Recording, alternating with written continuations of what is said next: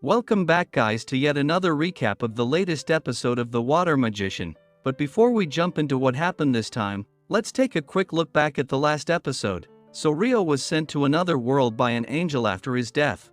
And all he really wanted was to live a peaceful life here, but without realizing it he started becoming insanely powerful as he explored this new world. He fought monsters and even ended up learning swordsmanship from a headless teacher. Then one day he saved a guy named Abel from a shipwreck, and Abel asked Rio to guide him to the nearest human town. Even though it was a place filled with bittersweet memories for Rio, he still agreed.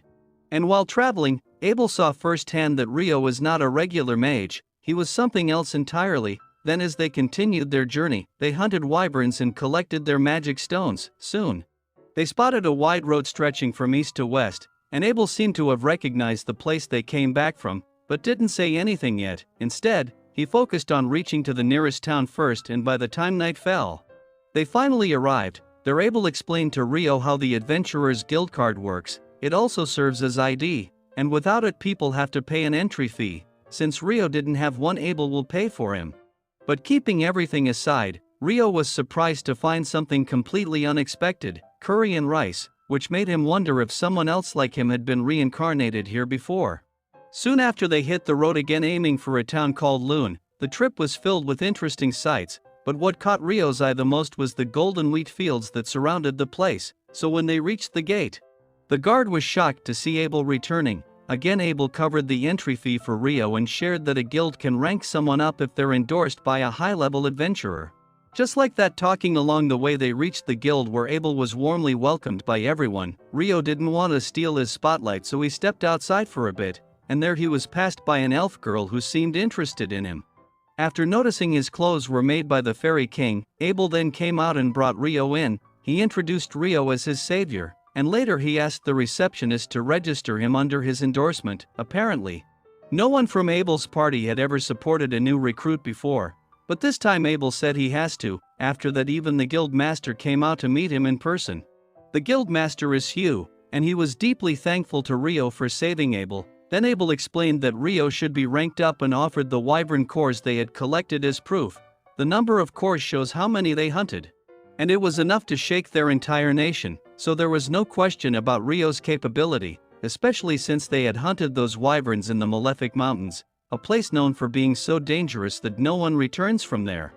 After hearing all this, the guild master quickly decided to proceed Rio's rank up and his official registration.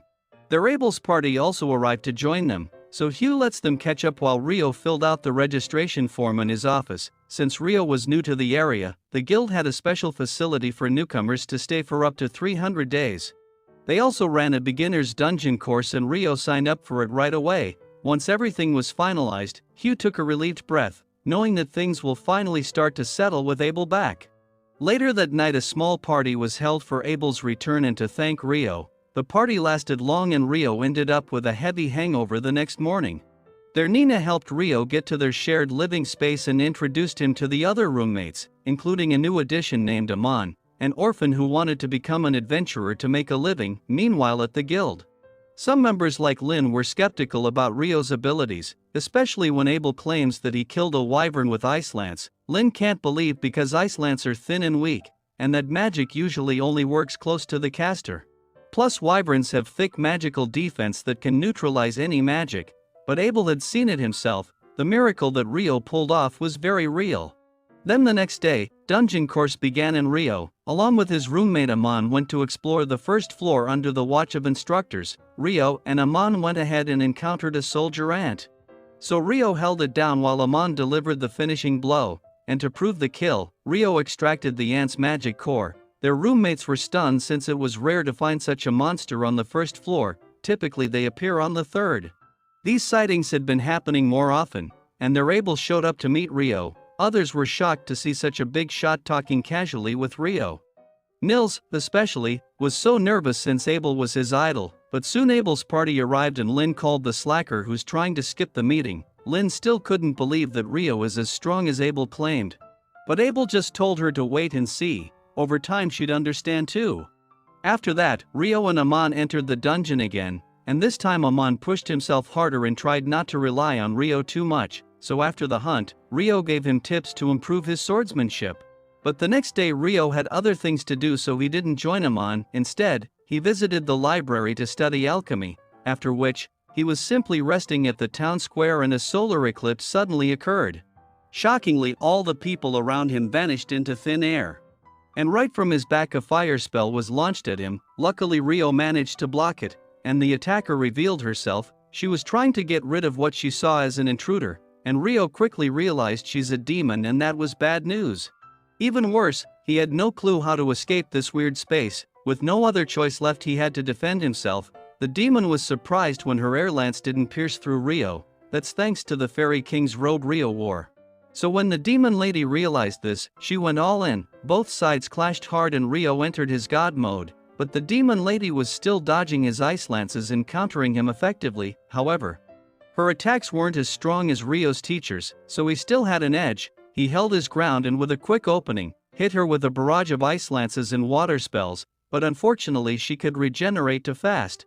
But Rio also turned the tide by manipulating water temperature to rain boiling water from above.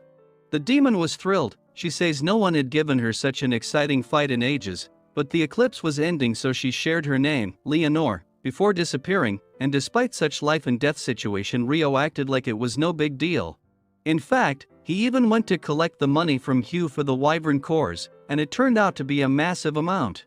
But on the way back, he saw his roommates being bullied by upper-rank adventurers, so Rio gave them a harsh lesson they wouldn't forget. It was certainly a wild day, first a demon fight and then serving good lessons to some bullies. But all that was washed away with a good relaxing bath.